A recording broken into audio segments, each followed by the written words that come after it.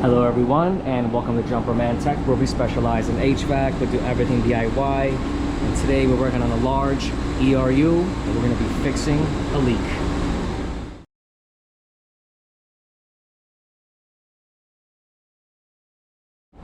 Thank you to everyone tuning into Jumperman Tech. Today we're working on a United cold air unit. System is currently off. Check out that control panel. Sheesh. Anyways, this is an ERU, and right now we got everything running except we do not have cooling, and that's because we have a leak on one of these lines. I got to look a little further into it to see which one it is, because I believe the valves are closed at the moment, of course, to prevent that leak. So let's spot that leak and see. I know it's a tiny one, so I'm gonna see if I can just touch it up. Oof. Risky business. You know, you see this part right here is all grazed, like this right here is soldered. You know, we got gaskets here. You're going from copper to steel. Not a fan. Not a fan. There could be a couple of pinholes. I can't really say. So we're gonna actually open up the water and mark it with a marker and see exactly where we need to hit this. And right here, you got this valve here, but you can't attach a hose to it. I guess you can get a bucket, but it's kind of a bad setup. I got an idea here. All right, we got two valves here, if you guys can see. Oh, there we go.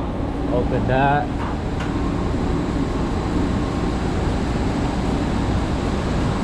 And I'm in a bad spot.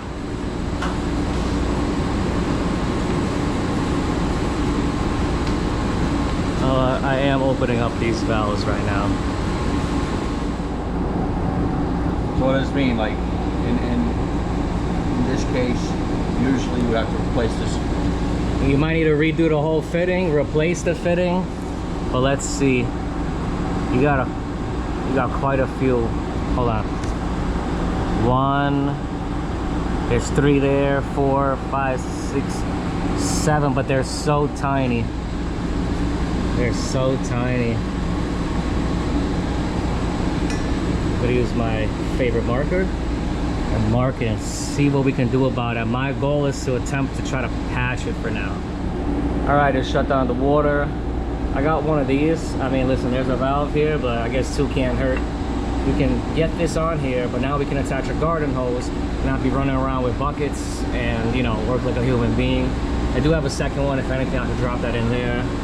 It's definitely going to be a better setup. I do have the right fitting here, but I only got one, and my OCD is going to kick in. I'm not going to like one different from the other, so 2 boiler drain valves it is.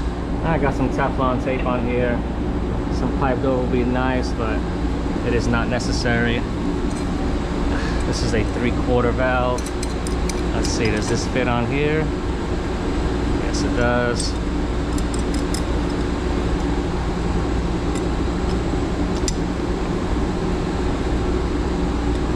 On here, we'll do the same for both sides. All right, now let's do the same for this side. Okay.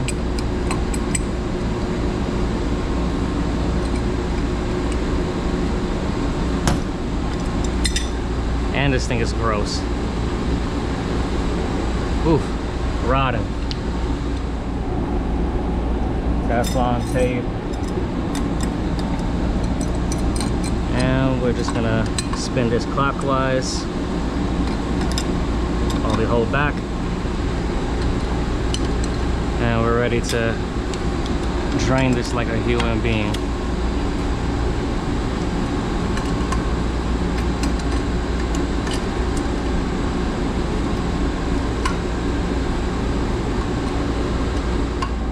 Here's the setup.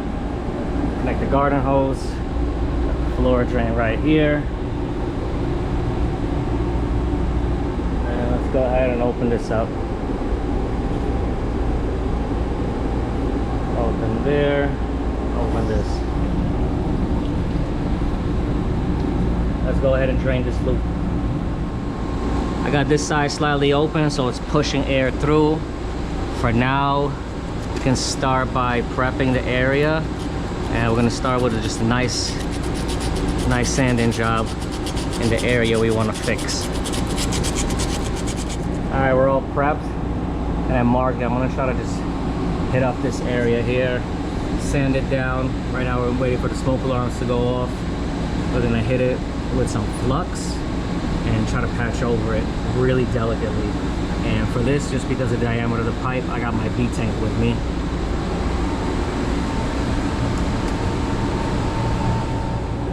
I've got some paste. Just gonna apply a nice light coat to the area we're trying to rebuild.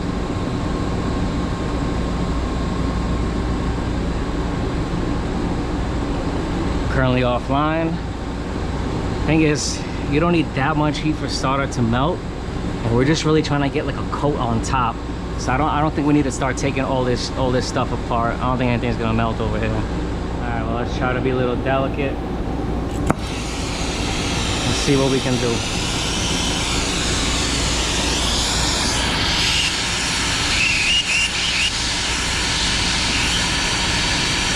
I'll be heating up the fitting.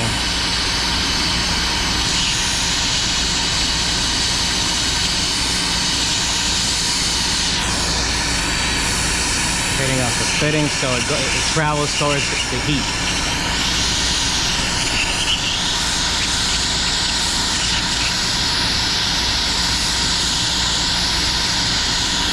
"2,000 years later."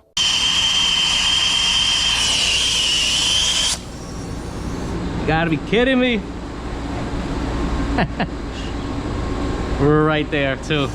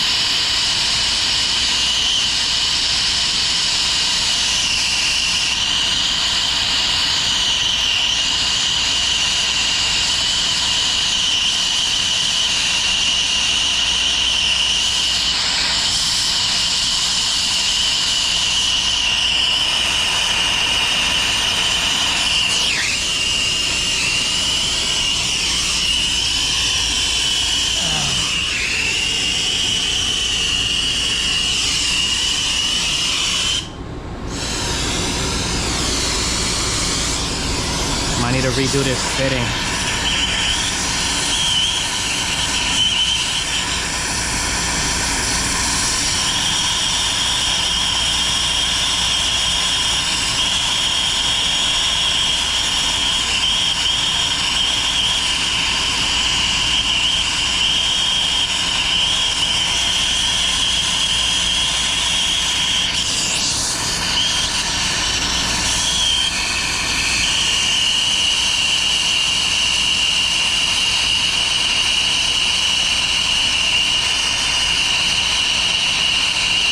Water coming out of there. No! God, please, no! No! No! No!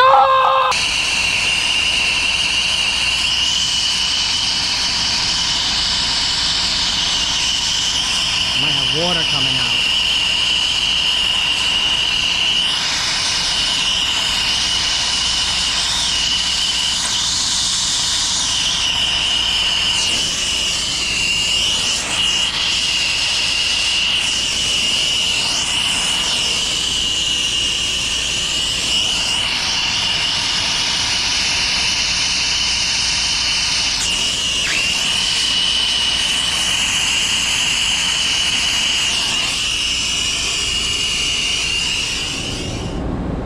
Not the biggest fan of that, but at the end of the day, you can sand this down.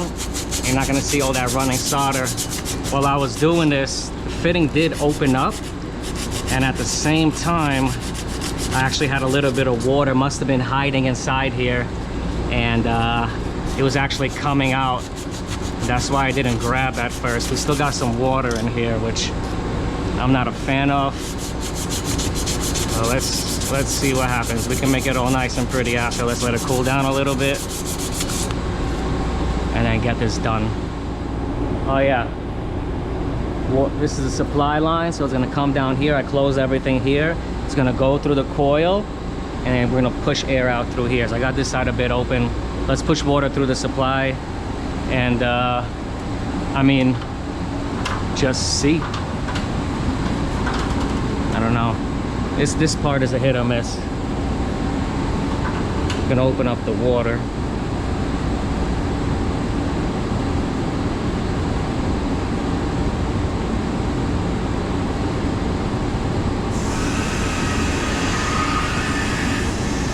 All right, we got water coming out of there now. I open up that valve more. Let me just make this a little bit more restricted, because this thing is gonna start blasting right now while I open the other side. I think we might be a little safe to like open that. Opening up the other side slowly.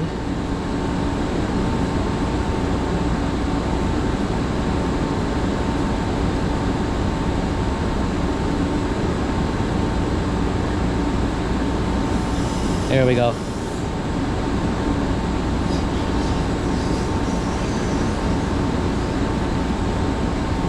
I don't see anything leaking there. Yeah, that's a good sign.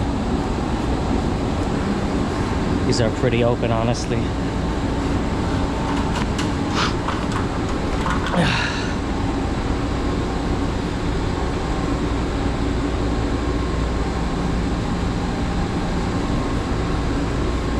Let's see what happens. It's looking good right now, to be honest with you. All right, we're fully open.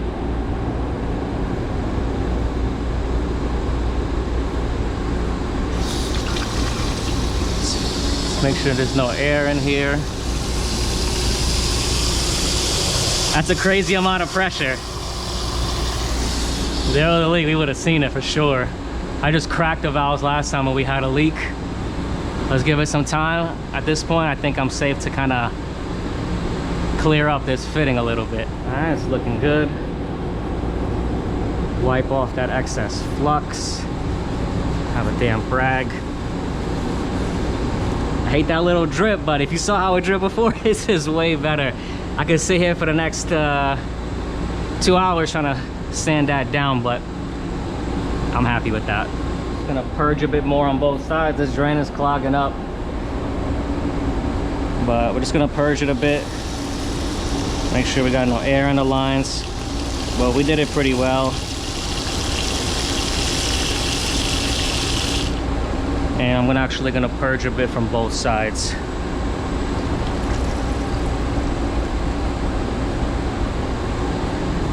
Purge a bit from both sides. And then the next task is gonna be like, hey, let's turn this cooling on. This unit has been down for a while.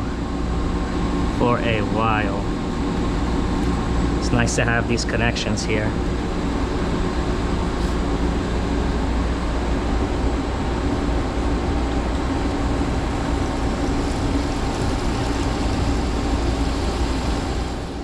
This unit is wild, guys.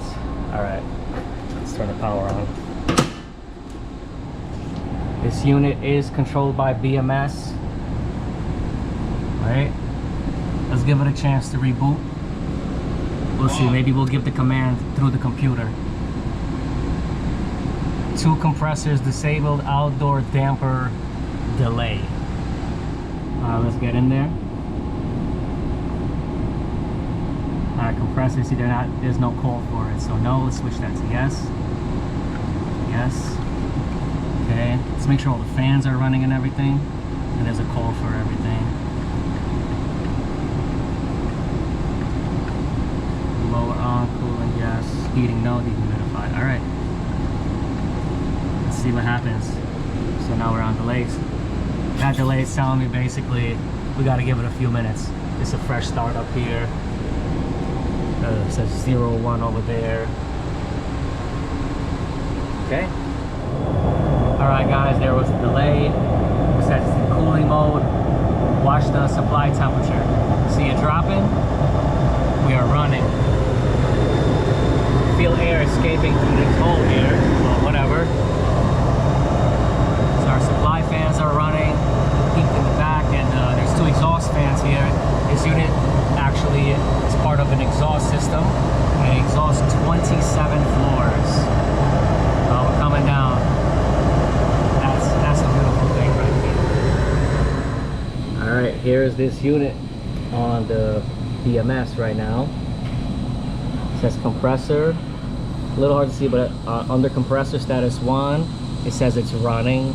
Supply air fan running. Supply air temp is at 67. Actual cool set point is at 60. All right, the temp is dropping on our supply air, but before we did notice that the system just turned off randomly, but there was no code, so it's not like something tripped. The only thing I don't understand, we're in cooling season, man. It's like gotta be 90 degrees outside. Why is the heating say that it's modulating 100%? The coil is busted right now, so you don't actually have hot water going to it. But why is it calling for heating? I just don't want that to mess up any cool coil. Yeah, you know, you got to see what's up with that. But let's take a little further look into it. But the key here was to fix that leak so we can cool down the condensers for the cooling cycle. Just messed around with the BMS a little bit. It says heat modulation on the bottom there. Now it's a 0. It was at 100 before. I don't know what that's about. I just don't want to. I don't want that messing up my cool coil right now. But we are cooling. That's 66.1 degrees with 1 compressor running, so it's coming down. All right, so although we turned off the heat modulation on the BMS when we came here, it was still on. It was still showing on, but we are in cooling mode. It's pulling through 1 compressor. Got 65.4 degree supply. Definitely, if that second compressor kicked on, you have much better temps. Well, let's let it run. When we were upstairs looking at the BMS, we were at just under 67. You know, a minute or 2 later, we're down here. Now we're at 65.5. I mean, let's see what happens. But this is something completely different. We came in for a leak, and we fixed that leak. So now they can actually use their cooling circuits. But that right there is amazing. If anyone found this video interesting or helpful, please drop a like, comment, and subscribe as I come out with new videos every week. And I'll catch you all next time.